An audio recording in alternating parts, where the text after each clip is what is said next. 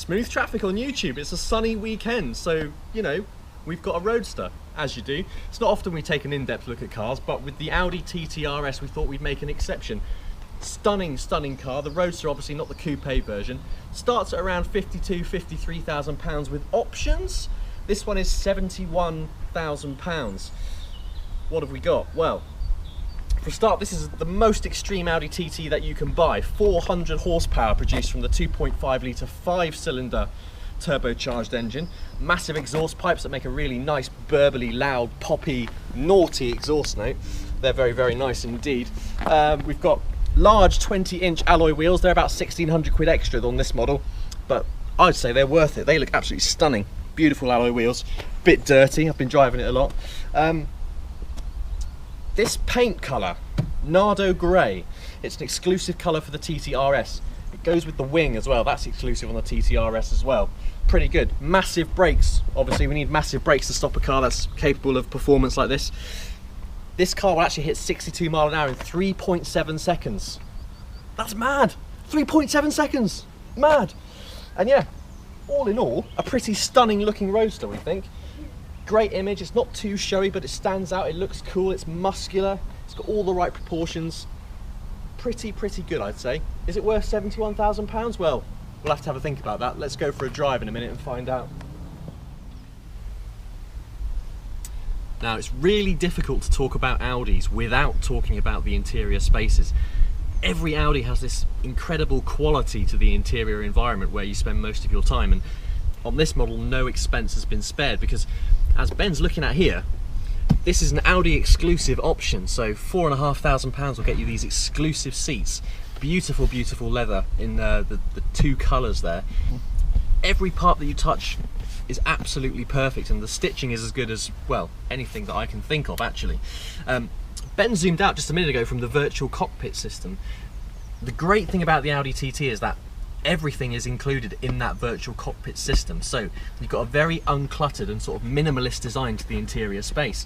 Even the controls for the air vents are in the middle of the vents there, which just saves space and just makes the whole thing look, yeah, really quite minimalist but cool. Not too showy, just basic. And it's great when you're driving as well, because you've got maximum concentration on what's in front of you. All the information you need is there in front of you. What else can I say about this interior? Well, it's got carbon fibre options inside this one.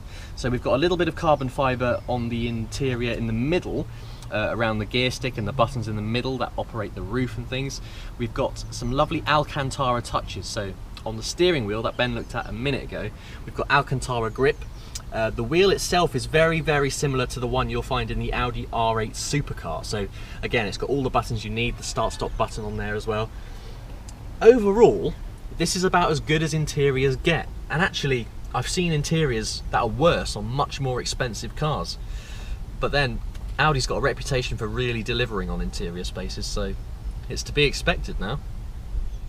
Now, we can stand around and talk about this car all day, but this car is about driving, so I'm going for a drive.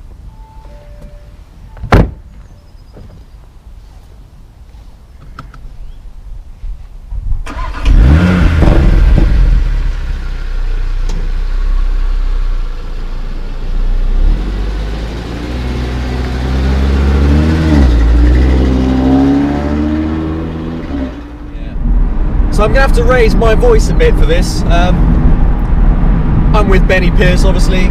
We're out in the TT RS. We just thought we'd give you some driving opinions on this car. First of all, it's fast, really, really fast. It's also loud, which is no bad thing. If you want to, you can quiet the exhaust down with the exhaust button on the inside, but it sounds better. Yeah, it's just be loud and obnoxious. It's just much better. Steering is very, very direct, so the smallest inputs you make into the steering, the car changes direction, which is very confidence inspiring. So the TT RS, it's fast. 400 horsepower, four-wheel drive with the double clutch S-tronic gearbox. It goes like you would expect it to go, and because it's an Audi, it's also very easy to drive. All of Audi's more extreme models are fairly easy to drive. They're accessible. They've got this great power an ability to go just about as fast as anything else on the road, but they're not intimidating once you get behind the wheel.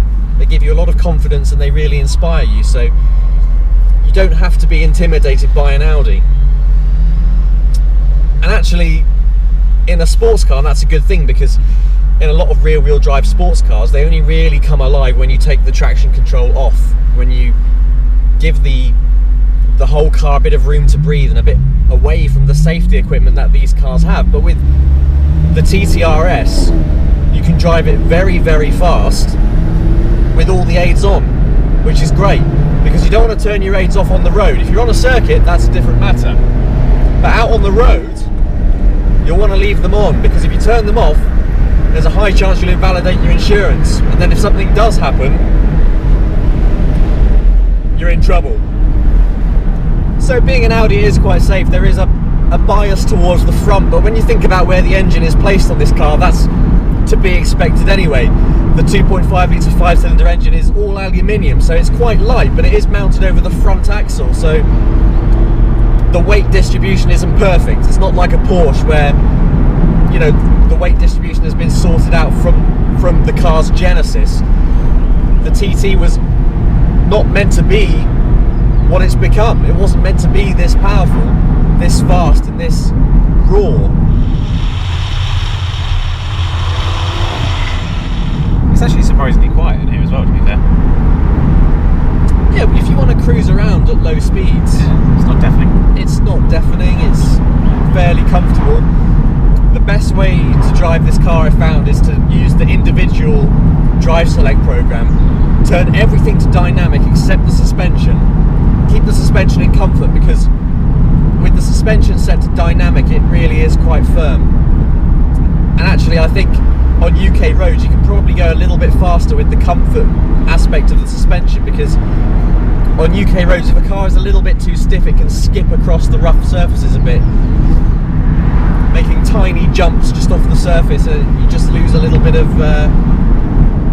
absorption from the suspension. I certainly feel more confident with the comfort suspension than the dynamic suspension. I feel like I could go faster with the comfort suspension, but maybe that's just me. So I've complained about the S-tronic gearbox in the past before, because in some of the more tame Audis, should we say like an A4 TDI, which I had on long-term test not so long ago, it can be a little bit iffy when it gets going. Not quite right, but in the faster models, the more ferocious models, the gearbox is really excellent. As good as a lot of other gearboxes, I'd say. I think Porsche's gearbox is right up there, definitely.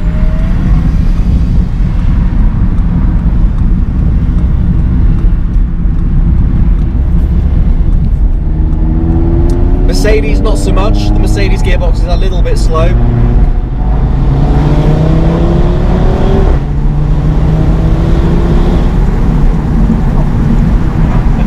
Just so fast.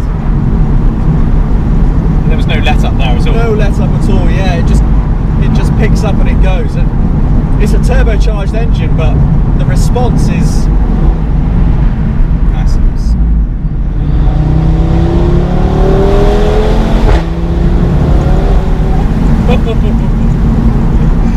Wow.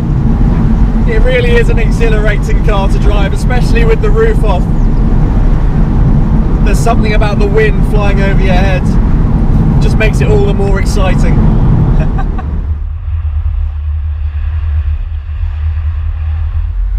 One thing I wouldn't choose with the TT RS is the upgrade to the Bang & Olufsen sound system. Not because it's a bad sound system, but because there's a lot of noise in this car.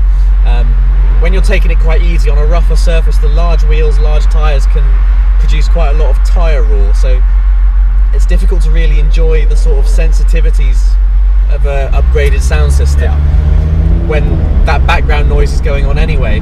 I would save your money, make the car a little bit cheaper, don't have the Bang & Olufsen system, just have the normal sound system, because the chances are you'll be so happy with how this car sounds, you'll be listening to that most of the time anyway.